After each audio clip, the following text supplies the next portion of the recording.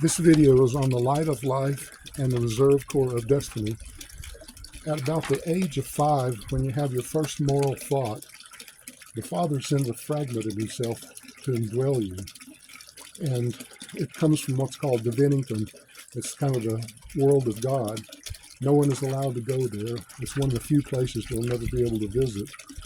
But there's apparently some method where they, at your birth, your DNA is essentially sent to the central universe, where they examine it and determine your potentials of intelligence, morality, and spirituality. And a thought adjuster, they're called in the Urantia book, is sent to indwell you. It's also called a mystery monitor or the truth adjuster and several other names. And so that's indwelling within you.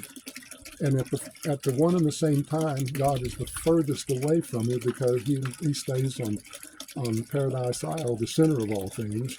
But at the same time, he's the closest to you because he sent a fragment of himself to indwell you.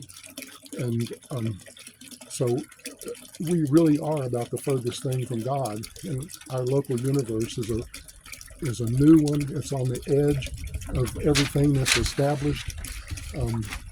There's only one universe that's further out than we are, and only a few parts of the universe of Jesus is further than we are.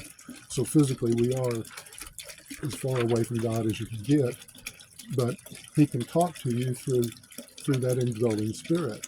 And over time, as you become more and more spiritual, he can actually come to communicate with you in some way by shining a light in your brain. It's a spirit light. The first time I saw it was long before I had the Urantia book, and my thoughts at that time, well, it's either God, an angel, or I'm going crazy. If you don't have explanation for those things, you don't know how to do it. But it appears that it's one way that he communicates with you, and it's up to you to have to interpret what that light means when you see it. At this point in my life, I interpret it as the thought that I'm having whenever it occurs must be a true thought. And so this has happened to me. Well, light of light I've seen it sometimes from a dozen times a day to maybe months go by between episodes of when I see it. But a long time ago, a friend of mine was sitting over in the garden, and I really got the feeling that she might be in the reserve core of destiny.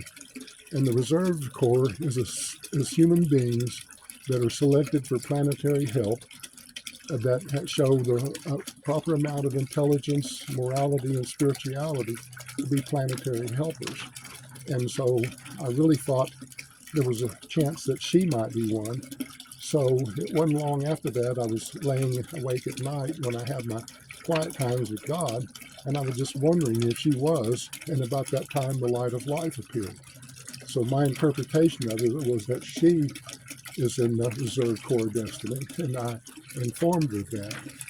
But recently I was thinking of 2 other people, and the exact same thing happened, that I got a flash at that moment, wondering if those 2 people were in the reserve core destiny.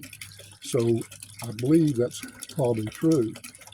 And I'm not going to reveal the names of any of them on the video because I want everybody to be on their own. But it doesn't really mean anything other than in life, other than you continue to seek the will of God and follow it. You may never know what your job is, but if you're doing the will of God each day and you're seeking it, then that's all you can do, and that's what you need to do. The whole purpose of it is to preserve truth on the planet. And as truth tends to die out over time because we regress a lot, then certain individuals need to reestablish truth so that it doesn't die out on the planet.